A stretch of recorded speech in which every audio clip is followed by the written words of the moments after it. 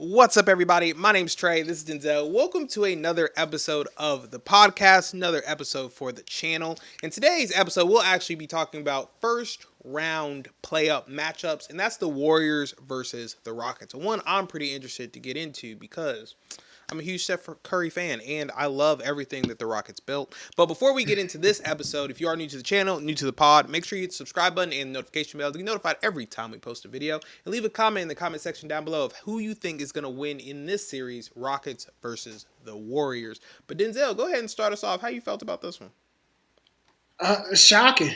Shocking. I thought that the Warriors would not be able to play this well. Especially being that this team that they're playing against has a younger core. Jalen Green pumped I forget what he said, but he pumped himself up like, yeah, I'm watching film with straight dogs, straight kills. So I gotta have that mentality to go 0 for 4, 3 for 15. Brother, stop watching film. Go back to doing whatever you was doing before this. That was not it. That was not it, bro. That was such a stinker. And I'm like, wow, it shocked me. I didn't think he would put up a stinker like that. And he cannot afford to do that because he is their best offensive weapon. Period. And it's tough because he's so young. Sengun might have something to say about that. No. Hear me out. Sengun is nice in the post, but when it comes to that 1-2 combination, right? He has to be able to hold up his bargain. Sengun's going to do what he's going to do because, again, he's a big and he has every step through, hook shot, flip shot, bank shot, like nice. Offensively, we know he's nice, but that dynamic guard that you need, that's 6'6", long, wiry, yeah, you young, I know, hear me out, calm down because I know they're about to cook me. A young Kobe Bryant type of mold, Tracy McGrady, he's the long, lanky, athletic forward guard that can score a lot. Yeah, he's into that mold. Is he going to be great as them? No, but he's in that mold, so we expect you to have more than 7 points a game. Facts. So you feel me? Yeah. So he needs to have 20 plus. He has 20 plus, completely different game. Now, with that being said, I think this Golden State Warriors team, man, they shocked me. I never thought that I would see a day when the Golden State Warriors play a more controlled pace, slowed down, methodical game. I mean, everything was meticulous, down to the screens they set, the passes they set. Like, dude, it was a thing of beauty. I know they had 11 turnovers, but it was still a thing of beauty, man. Like, seeing Steph show that he still has it and score in spurts versus trying to score 40 from the gate, taking a lot of shots. Like, no, like, the shot diet. This proves the exception to the rule once again. First of all, I don't even know who Brandon Pod is. I'm not even going to lie to you. I thought he was the other guy that they had. No, it was another cat that they had that didn't pan out really well. Another curly-headed kid. He didn't pan out well a few years ago. He looked almost literally just like the other guy that I'm thinking about, man. I can't think of his name to save my life. He was another guard, too. But anyway, I digress. Shout out to him for going off because I didn't expect that. And nobody in Houston probably expected it either. But this is not the Houston Rockets team, again, that we expected to see, all because of one player didn't score. One player. That says a lot. Is the team as good as we think they are now? If one player can change the outcome of the game that much from not being able to score. Whew, that's tough, man. And the Warriors, man, I told y'all earlier about these Bash Bros, Draymond Green and Jimmy Butler, bro. Combined fouls, 5. 5. Combined. That's tough because you know they play tough. So when those two only have a combined of 5, oh my goodness, it's a long night, man. But shout out to the Rockets, man. They going to try their best. I could see them sneaking 1 or 2 games because I know Jalen Green, again, he's going to pop off. And I'm telling you, everybody's going to be like, dang, he kind of look like. I'm like, yeah, he does kind of look like that when he has his game going and it's flowing. But, yeah, that's my take on it, man.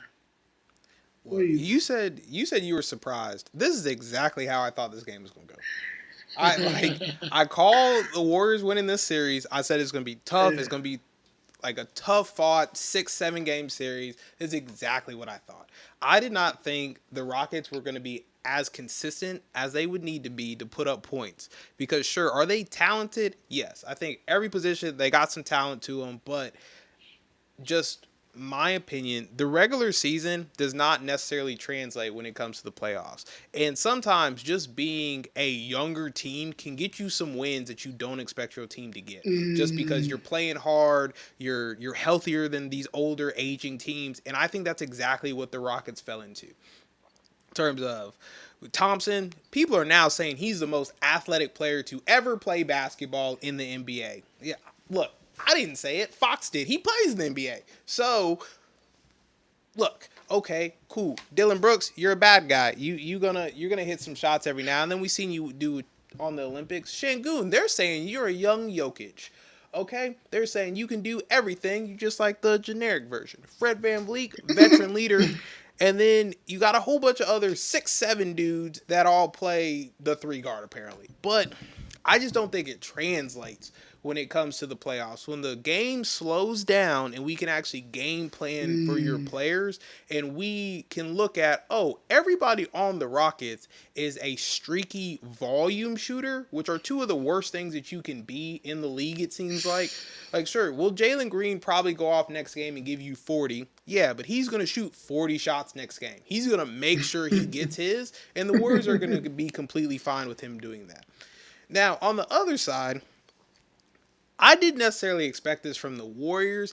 I did not think a Jimmy and Curry completely ran offense was going to win games in any way, shape, or form. Like, I thought they were going to have to get something, like just anything from Buddy Hill. I thought Kuminga was going to play big minutes. I thought Pods was going to have to average between 15 and 20. I thought the same thing for Moody. But apparently, you have two people on Golden State, and they're not getting trapped. They're not getting double teamed. They're not getting the ball out their hands. So I thought the game itself was going to exactly how I thought it was going to go. Warriors play. I just didn't expect this much, I guess, playoff basketball from Curry and Butler. Because somebody else on this team is going to have to beat you, or at least that's what I thought. And the Rockets are just fine with them both getting up 19 plus shots a game. And they played 40 and 42 minutes between the two of them. So the biggest problem that I have with this series specifically, I got the Warriors winning. I think next series, you're going to see Curry's shot just not fall, and it's because that man is tired. So hopefully Moody or just anybody else not named Curry or Butler can at least get some points next game to kind of take that pressure off of their two main stars, because right now it looks like that's kind of all they have on their team. Respect. So you got Rockets or Warriors? I got the Warriors just because I think they have what I like to call hidden gems. Now, I know, hear me out, I know Quentin Post didn't go off, but I'm telling you right now, he's going to have a stretch of games to where it's like, man, where the hell did he come from? Just wait on it. Just wait on it. He's getting those minutes. It's going to come. Moses Moody, another good role player. Those are my two X factors for the Warriors that'll make people be like, wow, they are really good. And it's like, they're not really that good, but in this role that they playing, yeah, they still got something for sure. And then they still got other bench players that they haven't even touched, like Jackson Davis and Kevin Knox. Don't get me wrong. Again, these guys aren't caliber guys, but marquee guys. They in this role that they, whatever they're gonna have them play, I guarantee you they fill in just right. Now, on the other end, we have the Rockets. Man, X factor. Fred VanVleet getting a consistent game. Jalen Green getting a consistent game. Fred VanVleet, as much leadership as he does, as much duties as he does, taking care of the basketball, setting the table, running the offense, great job. But man, his shot-making ability has not been what we are accustomed to from his career. I think this is his worst year shooting, if I'm not mistaken. So what are you going to do in the playoffs? What are you going to do down 0-1 when you've been in this scenario before with other teams.